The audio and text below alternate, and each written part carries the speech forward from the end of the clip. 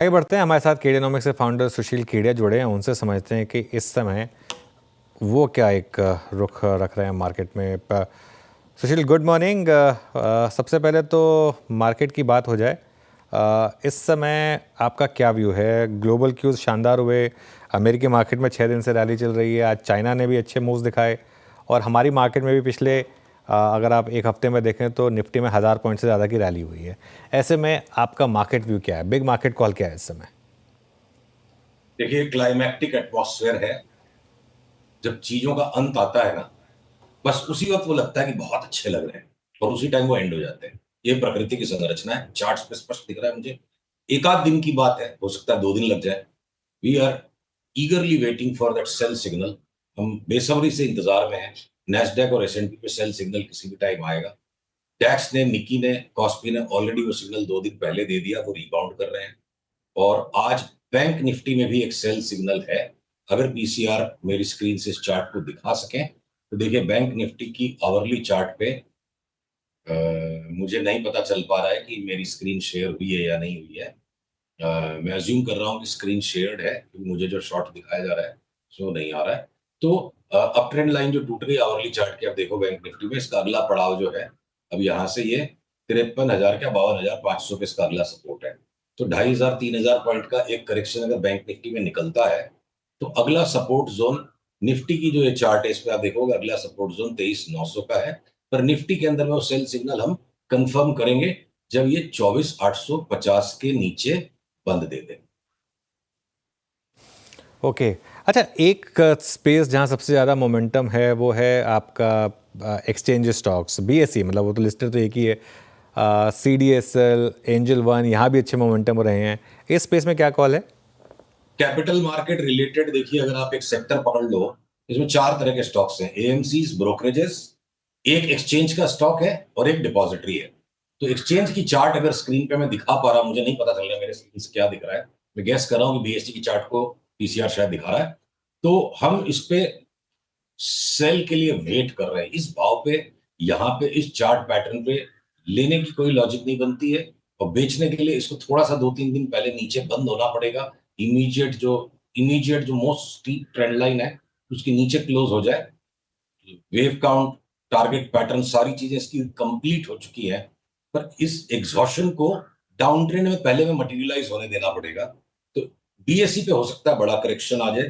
तो सीडीएसएल की चार्ट में लगता है बहुत हम्बल करेक्शन ही आएगा। सीडीएसएल ऑलरेडी लुढ़क चुका है और सीडीएसएल में यहां से हमें अगले 6 महीने में डबल होता दिखता है और बीएससी यहां से आधा होता दिखता है। बात में बड़ा विरोधाभास है, मैं जानता हूं। तो जो चार्ट है मुझे वही कहना पड़ेगा, वही करना पड़ेगा।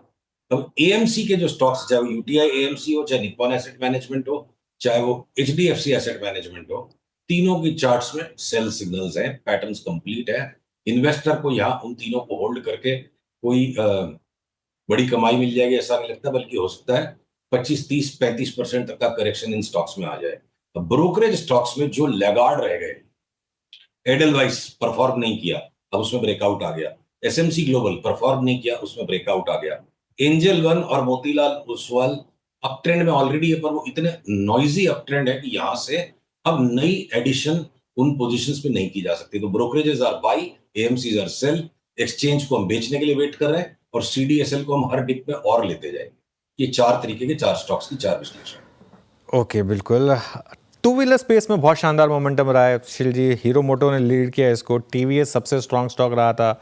आयशर मोटर्स में भी शानदार मोमेंटम है और पिछले 2 दिनों से तो जो सबसे रैंक अंडर परफॉर्मर है बजाज ऑटो, उसने भी चलना शुरू कर दिया है। यहाँ पर क्या मूव रहेगा या व्यू रहेगा? देखिए, टू व्हीलर्स के स्टॉक्स में बजाज ऑटो और हीरो मोटोकॉर्प ने ऊपर के भाव से, अपने हाईएस्ट प्राइस से जितना स्टीप करेक्शन दे दिया है, तो इन चार्ट्स के अंदर में उस तरह की एम्पलीट्यूड है, उस तरह का फ्लक्चुएशन अवेलेबल है। रोज की ट्रेडिंग करने की कोशिश न करके इन स्टॉक्स को डिलीवरी के उद्देश्य से उठाएं तो 10% तक का जोखिम बर्दाश्त करने के लिए जो मानसिक तौर पर रेडी है, हो सकता है कि बजाज ऑटो में 18-19 हजार का भाव मिल जाए।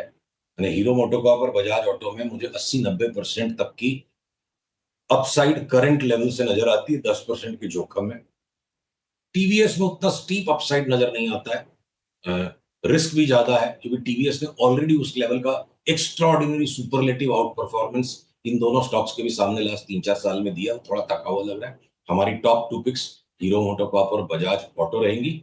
और आयशर मोटर्स देखिए इंडेक्स के साथ साथ इंडेक्स के ऊपर में एक्स्ट्रा ऑर्डिनरी परकअप देता है, और अभी हमको लगता है आयशर मोटर्स, अगर हमारा निफ्टी का कॉल सही बैठ जाता है कि ये 22,000 में वापस निफ्टी एक बार मिल सकती है, तो आयशर मोटर्स हो सकता है काफी नीचे यहाँ से मिल जाए, उसको एक बार अवॉइड करें। रियल एस्टेट पर क्या कॉल है इस समय सुशील, रियल एस्टेट और रियल एस्टेट से रिलेटेड स्टॉक्स में?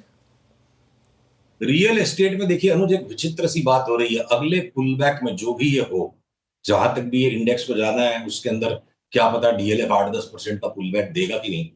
जो लार्जेस्ट मार्केट कैप स्टॉक है रियल एस्टेट में डीएलएफ, वो भी मेरे को लगता है कि जिस किसी भाव से नीचे एंट्री मिल जाएगी, हो सकता है 30 रुपया, 40 रुपया, 45 रुपया नीचे जो भी एंट्री मिले यहाँ से, वहां से मेरे को लगता है डीएलएफ भी, अगर वो 22,000 से 32,000 की निफ्टी का कॉल सही बैठेगा, अगर है उसमें बहुत बड़ा, पहले तो 22,000 आए और फिर 22,000 से 32,000, बहुत लंबी चौड़ी बात हो गई, तो उस फेज में मुझे लगता है कि ये डीएलएफ डबल भी हो सकता है। और अगर डीएलएफ डबल हो सकता है तो शोभा जैसा स्टॉक 3 गुना हो सकता है। बॉम्बे डाइंग जैसा थका आ रहा स्टॉक भी, जो एक एक एक कैजुअल रियल एस्टेट स्टॉक है, कोई रियल एस्टेट उसका बिजनेस नहीं है, इंसिडेंटली रियल एस्टेट स्टॉक है, तो बॉम्बे डाइंग भी मेरे को लगता है अगर डबल हो जाए तो रियल एस्टेट के स्टॉक्स की प्राइसिंग में निफ्टी का जो नेक्स्ट लेग, बुलिश लेग आएगा, उसमें एक फाइनल बड़ा अपसर्ज रियल एस्टेट के सारे स्टॉक्स में पेंडिंग लगता है। तो अगला मार्केट करेक्शन अगर वर्कआउट हो जाता है तो रियल एस्टेट के स्टॉक्स पे हम सबसे ज्यादा अग्रेसिवली बाइंग करेंगे, राइट अवे नहीं। ओके, ये रियल एस्टेट पे सुशील जी आपका व्यू है। एफएमसीजी पे आता हूँ सुशील जी। यहाँ पे मैरिको ने 3 महीने में 2 महीने में अपनी पूरी की पूरी ट्रेजेक्ट्री चेंज कर दी। 600 साढ़े 500 रुपये का स्टॉक आज ऑल टाइम हाई पे खड़ा है। एफएमसीजी में आपकी रीडिंग क्या कह रही है इस वक्त? कुछ है लेने लायक इस वक्त एफएमसीजी में? तो देखिए मैरिको के ऊपर अपनी जब बात हुई थी मार्च के महीने में 580-90 में, ये 740-50 हो जाएगा, वो आ गया। अगर पीसीआरए चार्ट मेरे स्क्रीन से दिखा पा रहा है, तो वही बात होती है ना वीरू, जो क्लाइमैक्स आता है किसी भी चीज का प्रकृति में, तो उस टाइम वो सबसे ज्यादा खूबसूरत, सबसे ज्यादा अच्छी लगती है, पर वहीं उसका अंत आ रहा होता है। तो मैरी को भी चार्ट पे से पैसे टेबल पे से उठाने चाहिए। बल्कि अगर इसी टाइप के स्टॉक्स में डालने हैं तो पीआई इंडस्ट्रीज या पिडिलाइट बेटर हो सकता है, मैरिको से पैसे उठा लेना चाहिए, चार्ट भारी हो गई है। और बाकी के भी जो एफएमसीजी स्टॉक्स हैं, टाइटन को भी हम सेल करेंगे, एक नए लो पे लेंगे, और लीवर, टाटा कंज्यूमर, कोलगेट, इन सबको हम पुल बैक पे लेंगे। ट्रेडिंग नहीं करनी है, डिलीवरी के सौदे हैं। और एशियन पेंट्स और नीचे पुल बैक आता तो लेंगे, 30-35% की रिटर्न उसमें भी आएगी। सारा ही एफएमसीजी अगले एक साल भर में मेरे को लगता है आउट परफॉर्म करेगा। बट एक बार इनका रन आ चुका है, थोड़े से ठंडे हो, थोड़ा सा इनमें विराम मिले तो इनकम दोबारा लेंगे। पर ये मैरिको टाइटन तो क्लियर कट सेल है, चाहे आप चाहो तो शॉर्ट सेल भी कर सकते। ओके, अच्छा एक स्टॉक पे आप सुशील जी आपकी राय पूछूंगा। आप एजेस पे यानी लोअर एजेस पे और हायर एजेस पे हमेशा कॉल लेते हैं बड़ी बड़ी। इंडसइंड बैंक में तांता लगा हुआ था बुरी खबरों का। अभी 801 के प्राइस पे सिर्फ टेक्निकल्स के मुताबिक आपका व्यू क्या बन रहा है इस पर? देखिए इंडसइंड बैंक जो एक्सट्रीमली ओवरसोल्ड हो गई थी बैड न्यूज पे, वो महज एक रैली बना रही है, काउंटर ट्रेंड रैली। और अगर इसके अंदर में कोई शॉर्ट टर्म पंटर है, ट्रेडिंग के भी ग्रेड में चार्ट को मैं नहीं गिनता हूं, क्योंकि बहुत ज्यादा नॉइजी अचानक से स्पर्ट्स आते हैं। तो अगर मेरे को एक ट्रेड लेना ही है, आपने चला के पूछ लिया आपका मान रखना है मुझे, तो मैं ये अनुमान रखूंगा।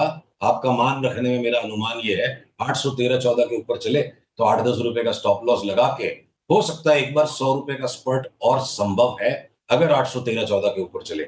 और अगर वो नहीं आया 813-14 के ऊपर का चाल, चाहे ये 900 जाए या वो 813-14 से ही घूम जाए, इसको फाइनली वापस 600 के नीचे जाना है। क्योंकि सारे के सारे प्राइवेट बैंक्स पे बहुत ज्यादा बेरिश चार्ट सेटअप्स हैं, चाहे वो एचडीएफसी हो, आईसीआईसीआई हो, या कोटक हो, या इवन एक्सिस बैंक हो। IndusInd bank extreme oversold zone से अगर निकल के रैली कर रहा है, तो एक एक्सटेंशन रैली का 814 के ऊपर आए तो आए, वरना लास्ट में 600 इसको होता है। ओके, एक और स्पेस जहां आप अच्छे मूव रहे थे कुछ सेलेक्टिवली, वो थे वाइट गुड कंपनीज। जैसे बीच में वोल्टास में अच्छा मूव आया था, सिम्फनी कभी कभी अच्छा मूव दिखाता है। इस स्पेस पे कोई व्यू है क्या आपका? देखिए ब्लू स्टार बेस्ट पिक है एयर कंडीशनिंग स्टॉक्स में से, ये सबसे जल्दी डबल होगा 6 से 8 महीने में। वोल्टास 8 से 10 महीने में डबल हो जाए। और जॉनसन हिटाची कंट्रोल जो हमारे लिए लॉन्ग टर्म में 8 to 10 बैगर बेट हमने 1,000 रुपए के भाव में ली थी कि 5 साल में 10,000 का भाव हो जाएगा। एक राउंड 2 राउंड हो गए, अब इसका तीसरा राउंड है कि यहाँ से भी जॉनसन हिटाची कंट्रोल लगता है साल भर में डबल हो जाए। स्टॉक अनुज सिम्फनी का भी अच्छे से बाउंस अप मारेगा, वो भी 70-80% बढ़ सकता है। उसकी चार्ट इतनी एराटिक है, जैगेड है कि जिस मजे के साथ एक चार्टिस्ट को काम करने के लिए जो बिल्कुल तरल लिक्विड चिकनाई वाली चार्ट चाहिए वैसी नहीं है, बड़ी रफ चार्ट है, इसलिए मैं उसको अवॉइड करूंगा। पर अगर कोई उसकी रफनेस को टॉलरेट कर सके, छोटी पोजीशन लेके थोड़ा इनसेंसिटिव होकर पकड़ के बैठ सके, तो सिम्फनी भी मेरे को लगता है डबल हो जाए। ओके, आपकी जो आज की मुझे सबसे बोल्ड कॉल लगी वो बॉम्बे डाइंग डबल हो जाएगा आपने बोला। इसमें अगर कोई ले रहा है स्टॉक एक बार लेकर आइए बॉम्बे डाइंग का, ये भी जैसा सुशील जी ने बोला अब एक्चुअली एक रियल एस्टेट कंपनी की तरह देखी जाती है, तो इसमें स्टॉप लॉस क्या रखेंगे आप? अनुज अभी तो इसका सौदा ही नहीं आया तो मैं स्टॉप लॉस कैसे बताऊं? अगले डिप में हम इनको लेंगे, ठीक है ना। अभी देखो इसके अंदर में देखो स्क्रीन पे अगर ये चार्ट आ गई, कैन यू कंफर्म मेरी स्क्रीन के ऊपर से चार्ट दिख रही है? चलिए, हाँ दिख गई। तो देखिए बॉम्बे डाइंग के इस वीकली चार्ट पे जो ब्रेकआउट आ गया, अब देखो मैं बोलूं 118 रुपए का स्टॉप लॉस रख लो, कहा तो मैं बिल्कुल 99% कॉन्फिडेंस इंटरवल में 118 रुपए हो गया। पर 148 के स्टॉक में 118 बहुत ज्यादा वाहियात किस्म का स्टॉप लॉस हो जाएगा। अब अगर मैं इसको डेली व्यू पे लेता हूं और 3-4 दिन में इतना बढ़ चुका है कि देखते हैं 2-4-5 दिन में कहां तक ये पुल बैक देता है, कहां मेरी एंट्री 137 में बनेगी, 135 में बनेगी।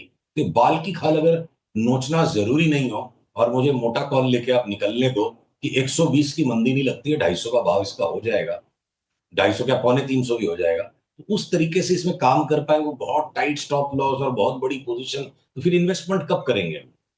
हर चीज अगर ट्रेडिंग ही करनी है, चार्ट्स का अब्यूज नहीं करना चाहता मैं, ये निफ्टी की तरह स्टॉप लॉस बॉम्बे डाइंग में लगाएंगे तो सौदा 100%